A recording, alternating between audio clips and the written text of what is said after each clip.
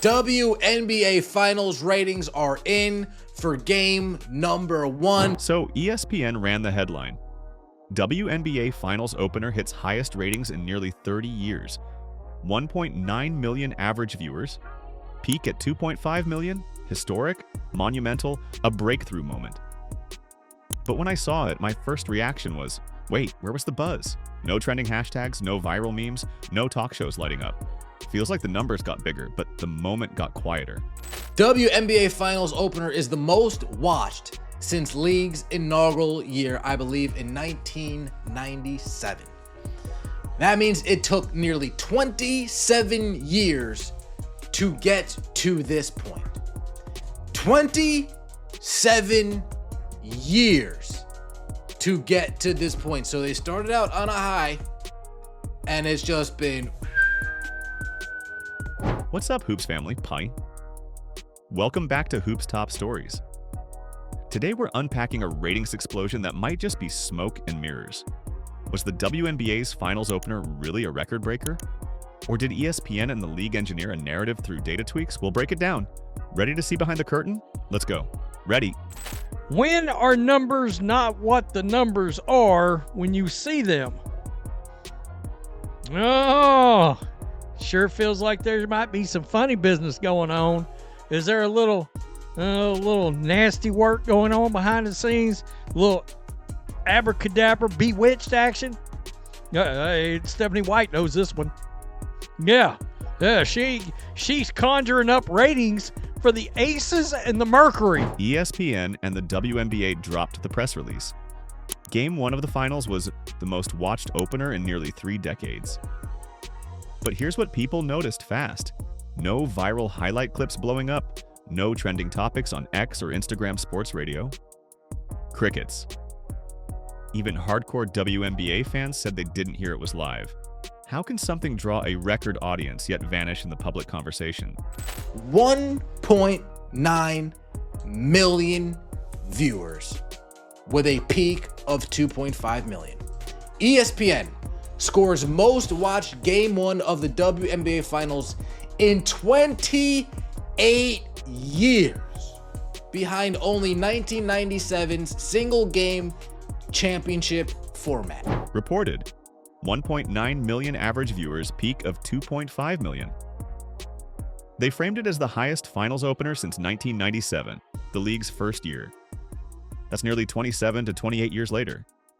Flashes of excitement, but no receipts, no Nielsen breakdown, no raw data, just ESPN's spin and PR headlines. I saw these ratings and went, my first literal response, oh, that's bullshit. My first response. Literally the first thing out of my mouth was, well, that's bullshit. Here's where it gets spicy. In 2025, Nielsen rolled out a new system, Big Data plus Panel. That means they expanded view counting to include out-of-home views, bars, gyms, airports, screens you pass by. So now if a TV in a bar shows the game for 30 seconds and someone glances, that might count. Multiply that across thousands of venues, and that record audience starts to stretch in weird ways. Critics say that change wasn't clearly disclosed in ESPN's press releases. It's tucked in fine print. New measurement methodology, but not front and center. When fans realize that, they ask, are they counting real engaged viewers or just eyeballs?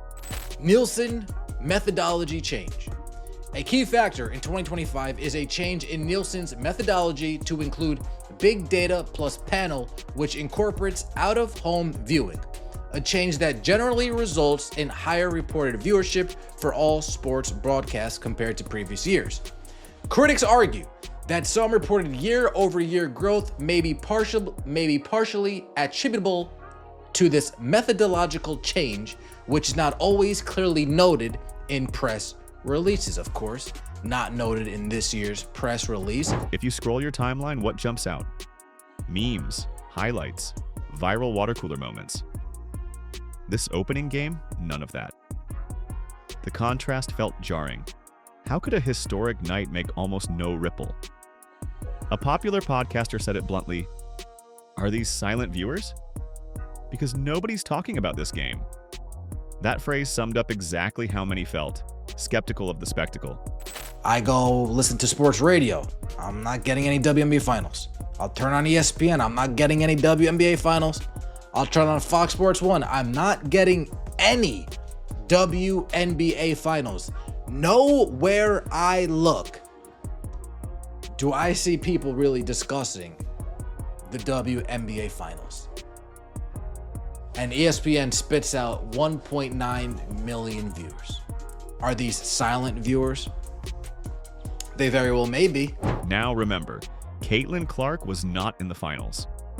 Yet fans kept comparing this opening to her playoff run last year, where her games hit higher numbers organically, with real conversation, real buzz.